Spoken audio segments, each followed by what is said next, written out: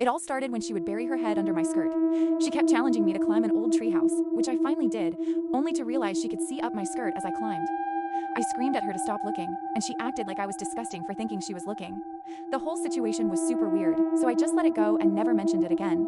A few months later, I caught her looking at my photos on my phone. Of course, a big fight happened and my parents got involved.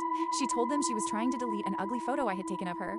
Somehow, my parents saw it as if we were both in the wrong. I didn't have anything scandalous there, but it just felt so wrong for her to be looking at my photos.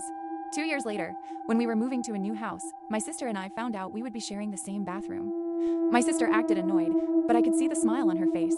She never knocked when I was in the shower. Instead, she just tried to see if the door was locked. Eventually, the inevitable happened. I forgot to lock the door and she barged in. Fortunately, I was still dressed. I told my parents about it, and instead of the solution being that she should knock, the solution was that I should use the guest bathroom downstairs. Just when I thought it couldn't get worse, it did a few nights ago. After a family barbecue, I went back to my room and noticed that the pants I had changed before everyone arrived were out of the laundry basket and on the floor. When I got up to do the laundry the next morning, I realized that the underwear I was wearing with those pants was missing. I wanted to scream my sister's name and storm into her room, but it would be pointless.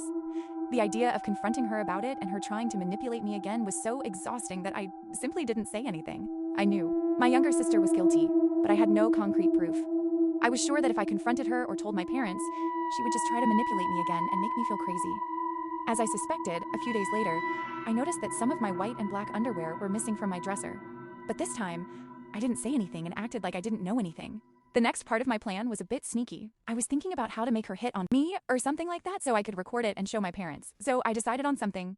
My parents were going to another city for the wedding of two of their friends, and that day would be perfect to put the plan into action. The day arrived, and I thought of all the ways to provoke her. The most effective way I found was to pretend I was using the bathroom and stay inside wearing only the bottom of my bikini, waiting for her to barge in as she always did. As expected, she broke in through the door as usual, but I didn't expect the reaction she had. She stood there staring at me as if she wanted to pounce on me, like a wolf looks at its prey defensively, but at the same time with a scared expression. This time, I did it differently. I didn't scream. I didn't move away. I didn't make a scene. I just looked into her eyes with a tempting expression. I smiled and asked, "Do you like what you see?" She was startled and said, "Of course, I've always hoped for this sight." At that moment, I knew my plan was going to work.